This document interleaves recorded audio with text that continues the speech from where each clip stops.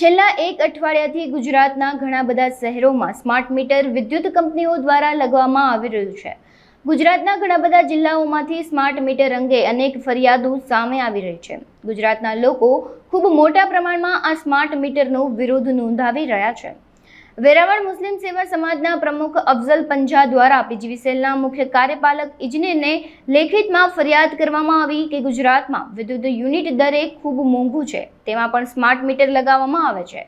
તે ખૂબ ઝડપી ગતિએ દોડે છે અને ખોટું મીટર રીડિંગ બતાવે છે, જેથી લોકોના ખિસ્સા ઉપર ખૂબ મોટો બોજ વધી રહ્યો છે। મોંઘવારીના યુગમાં સામાન્ય લોકોનું બજેટ વિખરાઈ રહ્યું છે, ત્યારે લોકો પોતાના જીવન જરૂરિયાતની ચીજ વસ્તુઓ લેવા માટે પણ ખૂબ મોટી તકલીફો ભોગવી રહ્યા છે। ગુજરાતના સામાન્ય લોકોની માંગ છે કે તેમને સ્માર્ટ મીટર નહીં, પરંતુ સ્માર્ટ હોસ્પિટલની, સ્માર્ટ સ્કૂલોની, સ્માર્ટ રસ્તાઓની અને સ્માર્ટ વહીવટની જરૂર છે। આ તકે મુસ્લિમ સેવા સમાજના પ્રમુખ અફઝલ પંજા, જાવેદ તાજવાણી, ઇકબાલ બનવા, નગરસેવક ગુલામ ખાન, અફતાબભાઈ ચૌહાણ, વેપારી આગેવાનો, જુદી જુદી સમાજના પટેલો અને વિસ્તારના રહીશો હાજર રહી વિરોધ નોંધાવ્યો હતો। પીજીવીસીએલને એક આવેદનપત્ર માટે અહીંયા અમે ઉપસ્થિત છીએ કે વેરાવળ શહેરમાં છેલ્લા 8 દિવસથી સ્માર્ટ મીટર લગાવવાની કામગીરી થઈ રહી છે।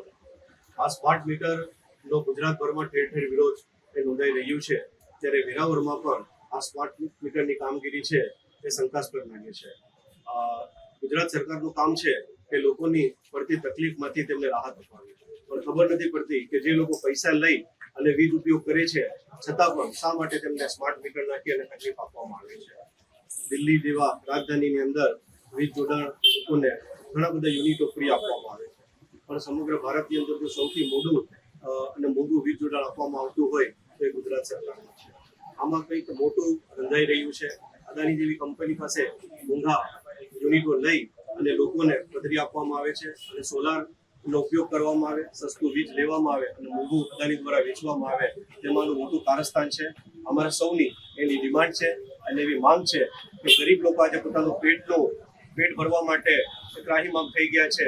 આવા સ્માર્ટ મીટર જે ફૂલ ઝડપાટપૂર્વક ચાલે છે અને ખૂબ મોંઘા એના બિલ થઈ રહ્યા છે, તો આ સ્માર્ટ મીટરની કામગીરી બંધ કરવામાં આવે, અને જો આ સ્માર્ટ મીટરની કામગીરી બંધ નહીં કરવામાં આવે તો આવનાર સમયમાં એનું ઉગ્ર આંદોલન કરવામાં આવશે। આસપાસના એરિયામાં 400 થી વધુ કનેક્શન પીજીવીસીએલ વેરાવળ આપેલા છે।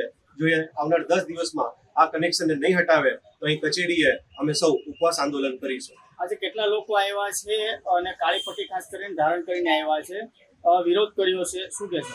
આ કાળી પટ્ટી છે એ સંવિધાનમાં લોકશાહી માટે જે છે એ વિરોધની નિશાની છે, અને આ સ્માર્ટ મીટર માટે અમે વેરાવળના સૌ શ્રેષ્ઠીઓ જે ભેગા થયા છે, તેમાં વેપારી આલમના, રાજકીય આલમના, સામાજિક આગેવાનો એ બધા ભેગા થયા છે, અને તેમની એક જ ડિમાન્ડ છે કે લોકોને સ્માર્ટ મીટરથી ખૂબ મોટી તકલીફ પડી રહી છે, અને આમાં કંઈક પણ એવું રંધાઈ રહ્યું છે કે જેના કારણે લોકોને ખૂબ પરેશાની થઈ રહી છે।